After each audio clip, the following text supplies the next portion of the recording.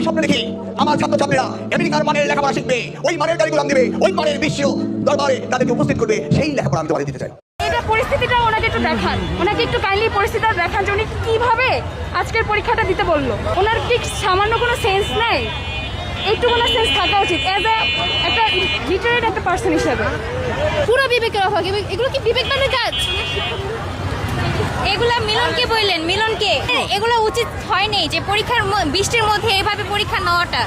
উনি একটা এডুকেটেড মানে হচ্ছে মিনিস্টার হয়ে কিভাবে এই সিচুয়েশন আমাদেরকে পরীক্ষাটা রাখলো।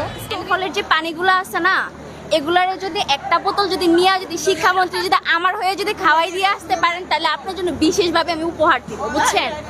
দিতে এসে শিক্ষার্থীরা কতটুকু ভোগান্তি পড়েছে? চরম ভোগান্তি বলার মতো। আঙ্কেল, আজকে পরীক্ষা নেওয়ার সিদ্ধান্তকে কিভাবে মূল্যায়ন করবেন? পরীক্ষা নেওয়ার নিবে, সেটাই তো। মানুষ মরুক বাচ্চা সেটা ব্যাপার না।